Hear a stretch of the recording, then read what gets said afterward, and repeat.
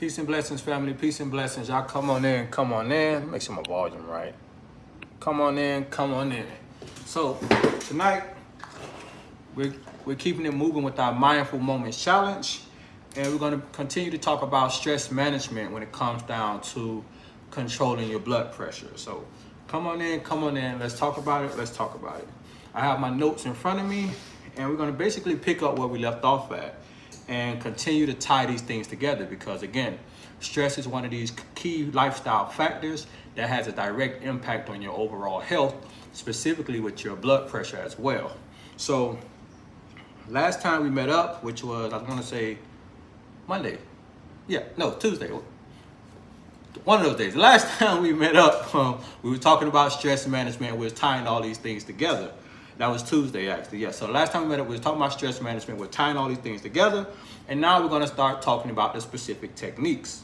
Today, we're going to focus on understanding transcendental meditation, how this practice works, its origins, and basically understanding how it directly impacts your blood pressure and helps you better control your stress throughout your day-to-day life.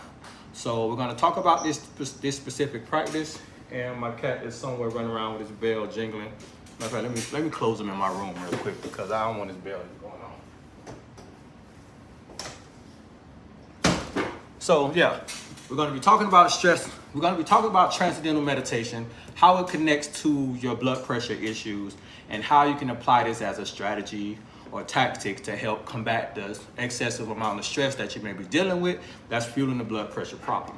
So I have my notes here, and we're going to start reading through some of the things that I have and continue to connect the dots for you guys to better understand this approach. So what is transcendental meditation? Transcendental meditation, or known as TM, is a form of meditation that was developed by Maharishi Mahesh. I never could say his name right. And it was developed in the 1950s. It involves the use of a mantra, and it's practiced for 15 to 20 minutes twice per day while one sitting with their eyes closed. This technique aims to promote a state of relaxed awareness and reduce stress.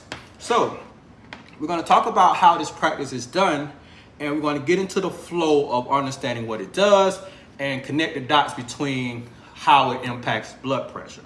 So it's practiced twice per day. And the best times to practice this type of meditation strategy is first thing in the morning, along with in the early evening time, somewhere I would say between the 5 and 7 o'clock range. And those are the two ideal times to practice this strategy, because this strategy allows for you to rest and reset and also prepare for your next step throughout the day. So first thing in the morning for 15-20 minutes is going to be the best time to kick off your meditation, your transcendental meditation practice. And ideally, as soon as you wake up in the morning, before you even get into your flow, you want to get yourself situated. Myself, I usually have a pillow. I sit down on the floor right on top of my pillow, and I just start my meditation practice. I start my breathing exercises, and I allow for myself to start engaging with this practice to set myself up for this day. Now, with the transcendental meditation, it involves having a mantra. And this mantra is something that basically you say to yourself as you're in this meditative state to just allow yourself to relax. Now, one thing about this mantra is this. Mantras are words that don't necessarily mean anything, but you can correlate it to your body correlates it to you going into relaxation mode. Think of it this way as, Kelly, come get Tricks. Take him with you. Pick him up, take him with you. Wait. Take him with you, man. I don't want to hit his bell jiggling. So, See, look, he's scratching me. So a mantra is basically a word that doesn't have any meaning when it comes to your everyday life. Think of it like this. Think of it the movie. We've all seen, well, most of us probably seen the movie Bad Boys with Martin Lawrence and Will Smith. And in one of the main scenes, Martin was so stressed out, and they gave him a mantra which was like woo-saw. And he would rub his ears and he would say woo-saw. And the word doesn't necessarily have a meaning, but it allowed him to go into his mind to relax and settle himself in that stressful moment that he was dealing with. And that when you're practicing transcendental meditation, you're given a mantra that's going to allow for you to basically settle yourself, and this activates your mind to know that, hey, I want to go into this rest and digest mode by activating my parasympathetic nervous system to actually just settle and keep going. So, you know, having that mantra allows you to do that. And the main thing about this word is that it cannot mean anything specifically to you. You don't want to use a word that you can relate to something else. You want to use a word that's just completely separate from anything that you would typically use. That way, when you're thinking about it, it means one thing, and that means rest the mind, rejuvenate, and just settle yourself through this mode. So again, first thing out the gate, 15 to 20 minutes is the best time as soon as you wake up to get started. This is going to set the tempo for your day. So if you're someone that has that high stress job, or you have some high stress things to do throughout your day, you want to start building this type of practice right out the gate to get yourself going. And the second time frame is, again, it's going to be in the late evening time, around 5 to 7 o'clock, usually before dinner time. This is going to be the next idea, because again, these stress management techniques are techniques that you use to rest and digest. They activate your parasympathetic nervous system, and this parasympathetic nervous system allows your body to settle itself down and pretty much rest and prepare for that mode that it's going into. So those are the two best time frames for transcendental meditation. And now I'm going to dive into it a little bit further to help you understand how it goes. So here we go. How does it work? In TM, you silently repeat a personal assigned mantra, which is a word or a sound in a specific way. This form of meditation allows your mind to settle inward beyond thought, to experience a unique state of restful alertness as your mind settles down your mind settles down, your body. Leave them alone, Kelly. Leave them alone, please. Go back inside. Thank you. As your mind settles down, your body gains deep rest. Now, connecting the dots between transcendental meditation and high blood pressure. So several studies have suggested that TM may be effective in lowering your blood pressure. And here are some key points to understand. We're going to start with stress reduction, because this is the main place where we want to apply this for when it comes down to managing our stress levels that can be impactful for our blood pressure. So TM is known for its stress reducing effects, and since stress is a significant factor in high blood pressure, the practice can indirectly contribute to lowering your blood pressure. Now, understanding its effects on the nervous systems, which we broke down our last class, we talked about the sympathetic nervous system and the parasympathetic nervous system. The sympathetic nervous system being the fight or flight response, and the parasympathetic being the rest and digest response. When we're stressed and we're triggered, our sympathetic nervous system is heightened. And when you're dealing with elevated blood pressure levels anyways, this sympathetic nervous system is already triggered and heightened more than it should be. So understanding that when you're triggered, you have to activate this parasympathetic nervous system, which is your rest and digest system, to bring these stress levels down. And understanding that transcendental meditation is one of the best forms of meditation to actually do so. This meditation has been shown to consistently keep blood pressure levels at least 10 points down on the systolic and the diastolic side by just simply developing a consistent practice. And this isn't even including all the other tactics and strategies that we've been talking about applying. So understand, if you've been getting some great results with these other tactics that we've been applying, now just simply adding a meditation practice to this can allow for you to continue to sustain those results and build your platform of health and wellness when it comes down to maintaining your blood pressure. Next is going to be the endothelial functions. And I talk about the endothelium system quite often, but we're going to talk about how it ties in. So some research indicates that TM may improve the function of the endothelium, the innermost lining of the blood vessels, which can help reduce blood pressure. Now, understanding the endothelium as a whole will help you continue to connect the dots between this form of meditative practice. So the endothelium system is the protector of the cardiovascular system. And when there's a high blood pressure issue, this endothelium system is dysfunctioning. And it could be a number of reasons causing it to dysfunction. And that's why we spoke about all the different tactics to help us dot our I's and cross our T's to get better control. It could be due to the foods that we're consuming, the salts, the oils, the sugars. That's why we talked about the pressure purge challenge, by removing those particular foods to help us gain better control. It could be directly related to the stress levels. This is due to the stress and the inflammation that's happening within the blood vessels that's causing the arteries to constrict, and that's leading to a higher blood pressure. So applying the stress management technique, applying transcendental meditation, is going to allow for you to reduce that underlying inflammation that's triggering the endothelium system and causing the elevated blood pressure. Once you start relaxing those blood vessels and reducing that inflammation, now the blood is able to flow through a lot more smoothly, and this is going to bring that blood pressure down. So understanding that when it comes down to correcting blood pressure issues, the endothelium system is one of the biggest focuses right there that's going on. And every strategy that we've talked about have directly impacted this system. The fruit and salad challenge. The fruit and salad challenge was all about getting the nutrients that we need to rebuild the endothelium system, the potassium, the magnesium, the antioxidants, all those different things. All of those are very, very important for helping those cells do what they need to do. When it comes down to the antioxidants, it's all about, correcting that imbalance between the free radicals and the antioxidants. Those free radicals are causing oxidative stress that's breaking down the innermost lining of the blood vessels, the endothelium cells. The free radicals are breaking those cells down.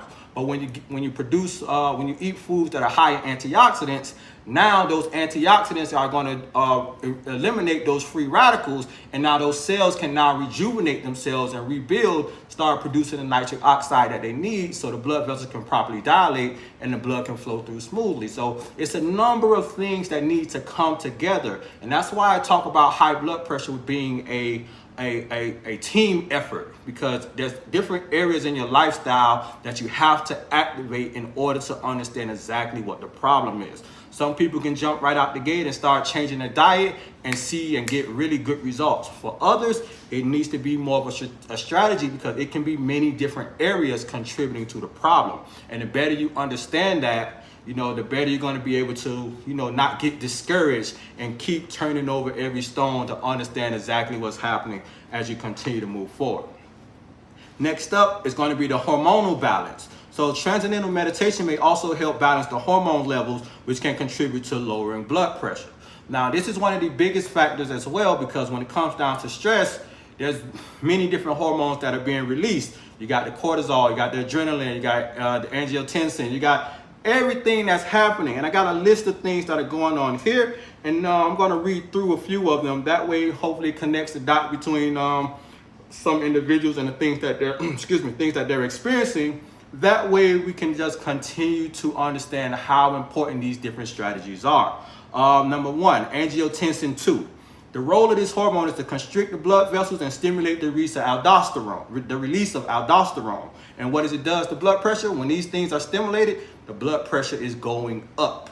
And this is happening when your body is stressed. This is causing your blood pressure to go up, and it's a triggering effect. When you start applying these meditation techniques, it brings these levels down and become a lot more controlled. Number two, the aldosterone. It promotes sodium retention in the kidneys. Now, we talked about sodium quite often. Now, when you're stressed, your body's going to promote sodium retention. One thing that happens with sodium is this. Everywhere sodium goes in the body, water follows. So if there's an excessive amount of sodium in the bloodstream, you're going to be holding on to excessive amounts of water. When the bloodstream is filled with water, now your arteries, your blood volume increases. When your blood volume increases, your heart has to now pump harder in order to get this excessive amount of blood through the cardiovascular system.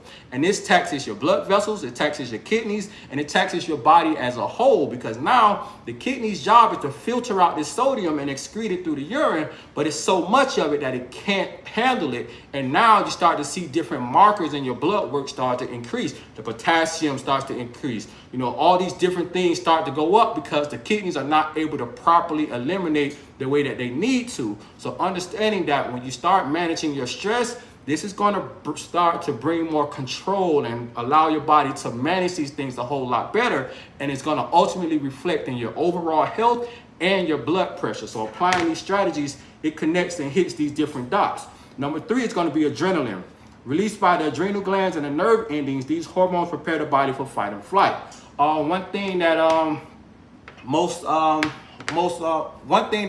healthcare practitioners talk about when it comes down to stress is adrenal fatigue. And adrenal fatigue is not necessarily medical term.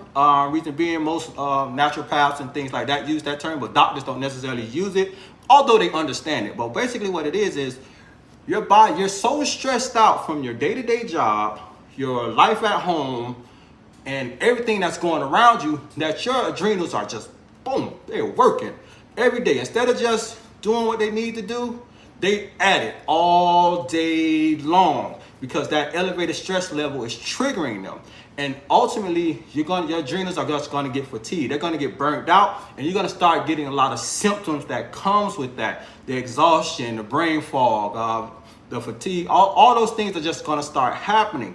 So understanding when you start to meditate and settle yourselves, this is going to allow for your body to come into this relaxation state. Again, this activates the parasympathetic nervous system, your rest and digest system. And when you're in this rest and digest mode, these triggering effects they start to cease. And now your adrenals can actually relax and function the way that they need to, instead of being at that heightened level, just producing these different hormones and allowing that adrenaline to just flow. That's basically speeding your heart rate up, pumping the excess amount of blood through your bloodstream and damaging those arteries as well. So it's a domino effect of things that are happening. And the better you understand it, the more likely it's going to be on your mind in order to understand it.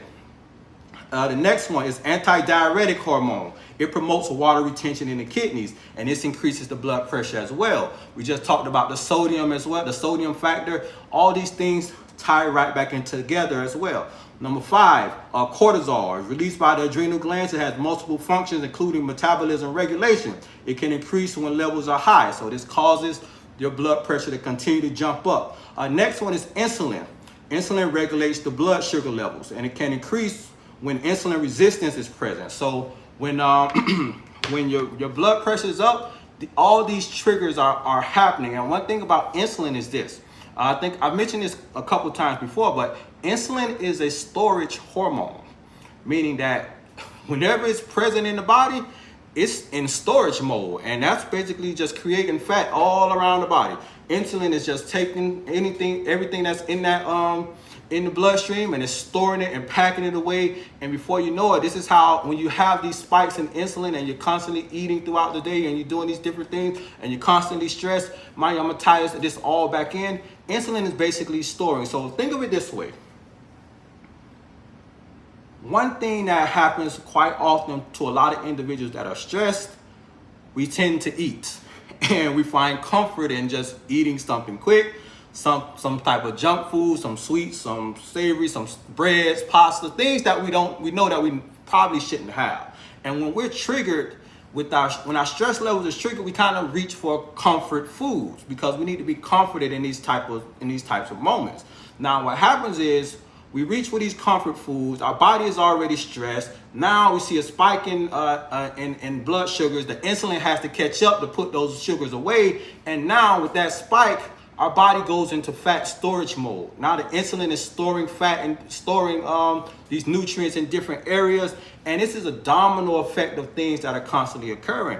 And if you find yourself to be a stress eater, this is a constant cycle that's happening, and understanding the different tactics and strategies that you can use to prevent this or to break this cycle is going to be very, very important, because when those insulin levels are continue to be elevated like that, a number of things continue to happen. Insulin resistance is developed, and it's just downhill from there, which also contributes to your blood pressure problem, which leads to a blood sugar problem. And now you got a combination of things that ultimately cause what's called metabolic syndrome. And now you have a cluster of issues. You got a weight issue, you got a blood pressure issue, you got a blood sugar issue, you got a cholesterol issue. All these things are happening. So understanding that managing your stress is a cornerstone in this, because when it comes down to your blood sugar levels, stress is directly involved. It's not just what you're eating. Stress is involved in all these different things, and your lifestyle is so tied together. That's why it's important to understand these different areas. That way you can move forward on your journey. Number 7, prostaglandins. Prostaglandins has various functions, including vasodilation and vasoconstriction. The effects on blood pressure, it can either increase or decrease depending on the type of prostaglandin. Now, when I say the type of prostaglandins, it goes 2 different ways. Now, you got the good type, which is basically when you start exercising and you go for a walk, you feel your heart rate start beating up and your blood is flowing properly. Those prostaglandins are released to dilate, to help the blood vessels dilate. Prostaglandins, nitric oxide, all those things are produced so the blood vessels can dilate, so the blood can flow to the different areas of the body, such as the arms or the legs when you're working out. That way your body or your muscles can keep up with the task at hand. Those are all good prostaglandins, because ultimately what happens is now once you settle down and you stop your workout, those prostaglandins are still there, keeping the blood vessels dilated and the blood is flowing through smoothly. And this is what helps to keep your blood pressure, to bring your blood pressure down and properly regulated. That's why after exercising, basically when you're exercising, your heart rate goes up and your blood pressure goes up. But as soon as you finish exercising, the heart rate starts to come down to where the blood pressure and the heart rate starts to come down. And then once you're finished completely and you're resting, it continues to come down and stay down a lot lower, because those prostaglandins are actively working and doing what they need to do. Now, the bad type.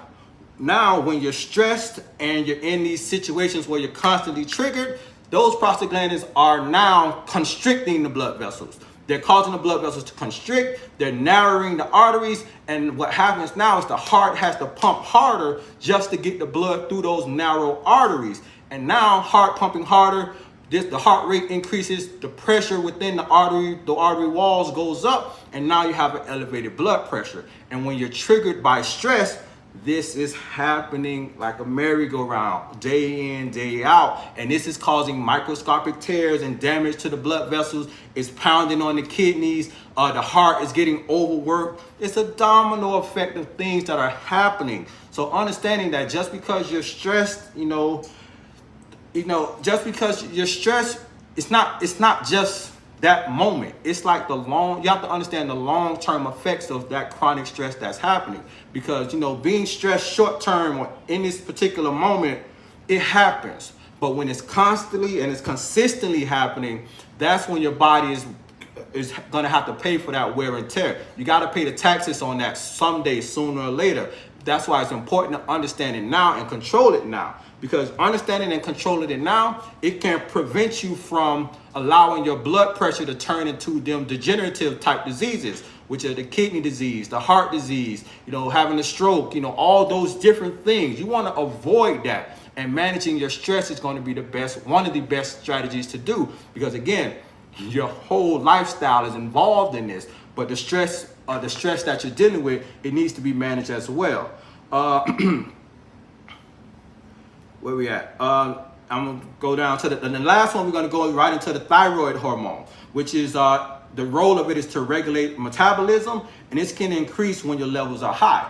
Now, for the individuals that may be dealing with a thyroid issue, you might have had your thyroid removed or things like that. This is where let me use some good words. Matter of fact, this is where you want to understand that managing your blood pressure is going to be your responsibility. And let me break that down. I didn't use a great word. It's going to be your responsibility in the sense of you're going to have to manually do this. Reason being because your thyroid is directly involved in the regulation of your blood pressure. And if you have your thyroid removed, most likely you're now taking you're taking medication for it.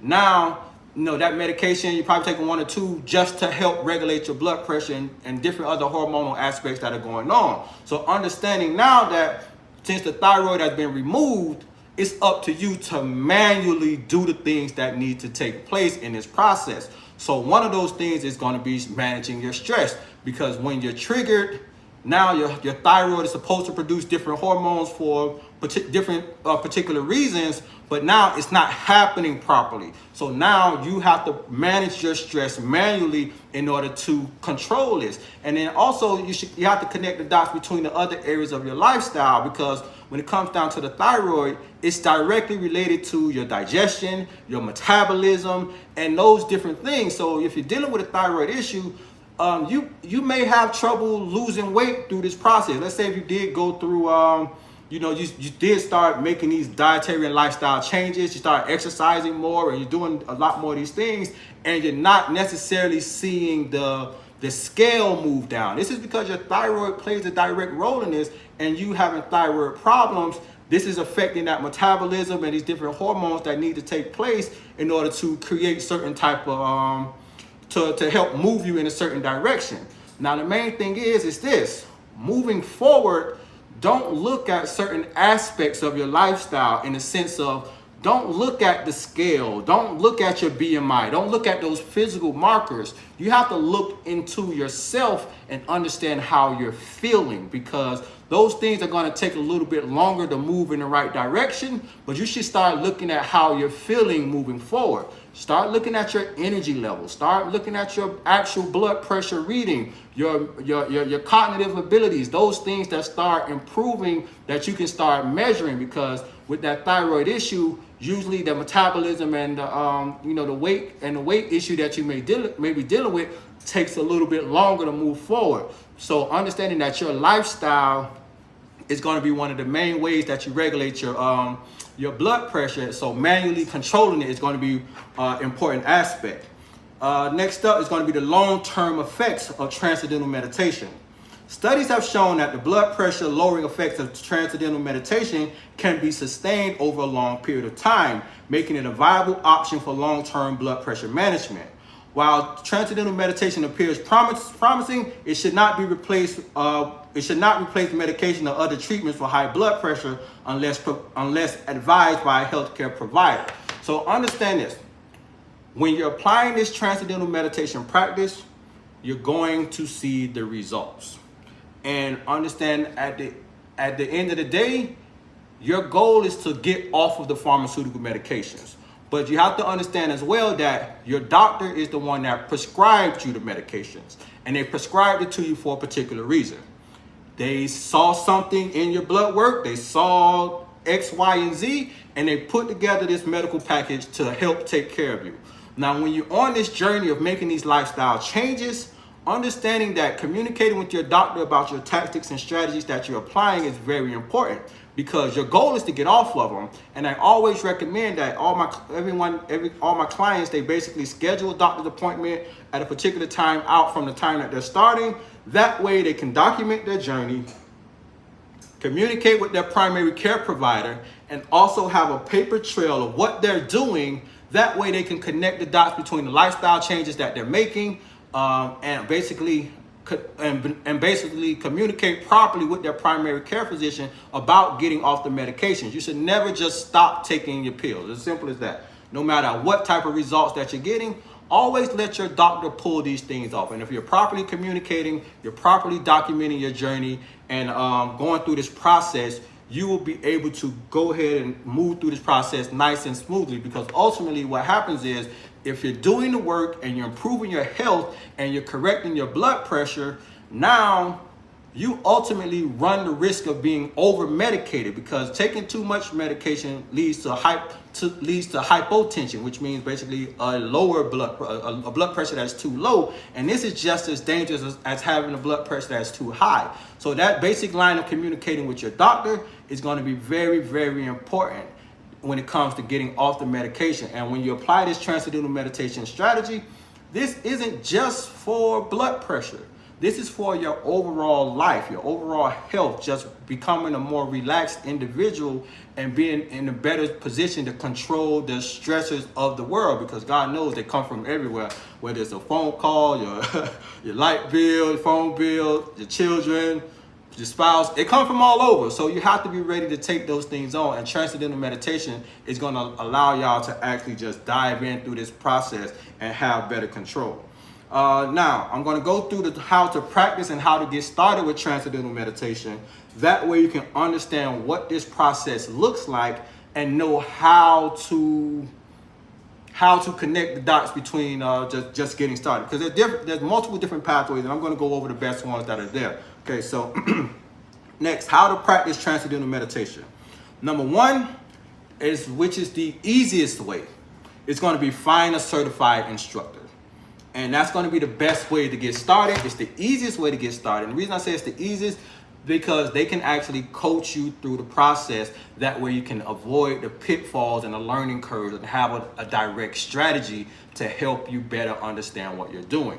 That's the reason coaches and instructors are there for. They're there to expedite the process, get you in, get you out, help you understand, and get you going. When you take the route of trying to learn it yourself, it comes with the ups and the downs. And that's unfortunately the route that I had to go. I came with the ups and the downs and the ups and the downs. And then ultimately I found somebody to help me learn what I needed to learn. And then it was smooth sailing from there. So understanding that finding an instructor is going to be one of the best things that you could do. It can expedite the process and help you become a lot more confident in developing this practice. Now, unfortunately, not every area has a transcendental meditation instructor, but simply doing a Google search can help you find one in your area. I don't necessarily recommend finding one online, mainly because it can get a little bit tricky in the sense of it's different when it comes down to the connecting with a meditation practice online. It's a lot different. I don't recommend finding one online, even though I'm pretty sure you can find one online that can help you in great ways. But finding one local that you can talk to, engage with, and actually develop a practice with is going to be one of the best ways. Number two, they also go through the initial lecture, and they also do a personal interview. So when you do find one, they're going to go through a lecture to give you a whole understanding of transcendental meditation, help you understand how to apply it, what it's all about, take you through the roots and the origins, and just connect all those dots and answer those questions that you might have there. Then they also follow up with a lecture. That way you can just figure out if you're the right fit for that particular community. One thing about when it comes down to meditation and yoga and yogis and things like that, they're really particular about who they like to connect with. And they always try to make sure that it's a nice fit for themselves and for the individual. That way you can find comfort and peace in this whole process. And the next one, before I even keep going, I'm going to go into the second way. Sorry, the first one was finding a certified instructor. Now, the second way would be simply just finding a program on YouTube. You can find one on YouTube. There's quite a few of them. Find one on YouTube and start diving deep into the content. Number two, find one on YouTube, start diving deep into the content. You also want to go to, let's say, Amazon and purchase a Transcendental Meditation book. Matter of fact, hold that thought. I got you right quick. Don't go to work. Here we go. I got quite a few of them. This by far is my favorite one. Strength and Stillness. Let's see if I can get a good light on it. So if you got your pens and your pencils, write this down. Strength and Stillness. Put that up there. So I'm going to read it off to you. Strength and Stillness, The Power of Transcendental Meditation by Bob Roth. You can find this book on Amazon. I don't know, like $12, something like that. Really, really good book. This is my introduction to Transcendental Meditation. It was a good book. Does it have the answers that you need about Transcendental Meditation?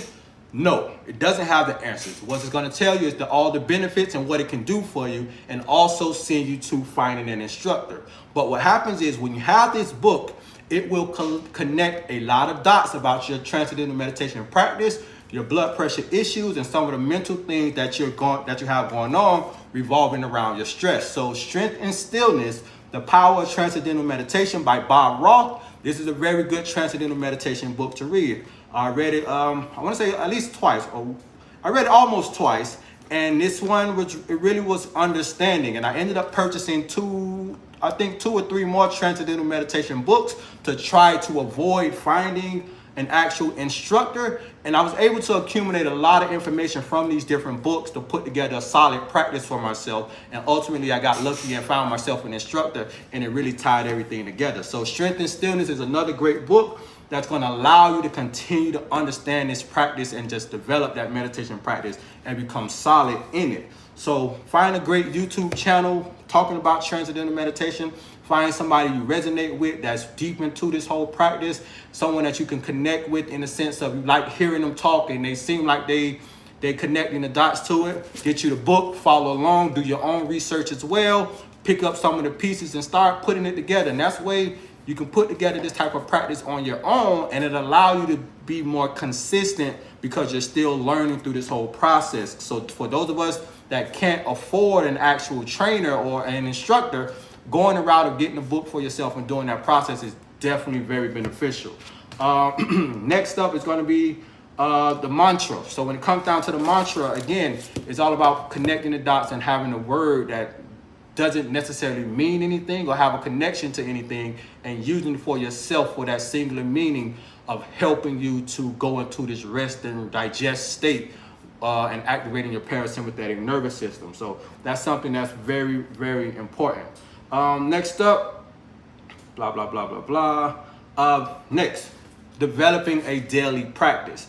I mentioned this last time in our last session that it's very important to use it as a practice and not use it as a band-aid. You don't want to use it as a band-aid when you feel stressed or triggered. So don't use it as a band-aid. You want to use it as a practice every day, twice a day, applying it to your lifestyle, whether you're stressed or you're not stressed. Applying it to your lifestyle is going to help you settle yourself and continue to move in the right direction. So practice, not a band-aid. Every day, practice, practice. Be as consistent as you can. If you can't do it twice a day, do it once per day. If you can't do it for the 15, 20 minutes, do it for 5, 10 minutes. Whatever you can give it, and allow for your body to continue to move in the right direction. Because the next thing is going to be consistency. Consistency is key to getting the results that you need. If you're practicing it once or twice a week, you're not going to see the results that you need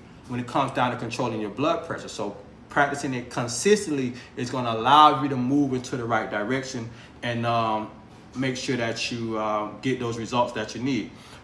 Next is going to be making sure that you're in a quiet space. My main thing for myself, I like to go in my room, close my door, and just isolate myself completely because I don't like to be disturbed. I usually leave my phone outside of the room. I settle myself down and I sit there on the floor and go through the whole process. The better you're able to not be disturbed, the more comfortable this particular strategy. So making sure that you're in a quiet space is going to be very, very important. So with that being said, I've cleared the Transcendental Meditations section.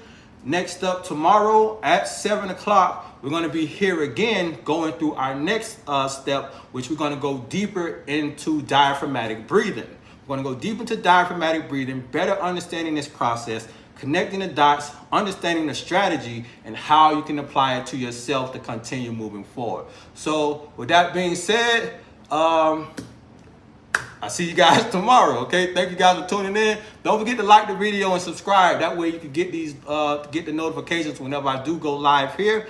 And you can just stay on board with everything that we're doing. So that's the end of day 2 for the Mindful Moments Challenge. I look forward to seeing you guys tomorrow. And peace out. See you then.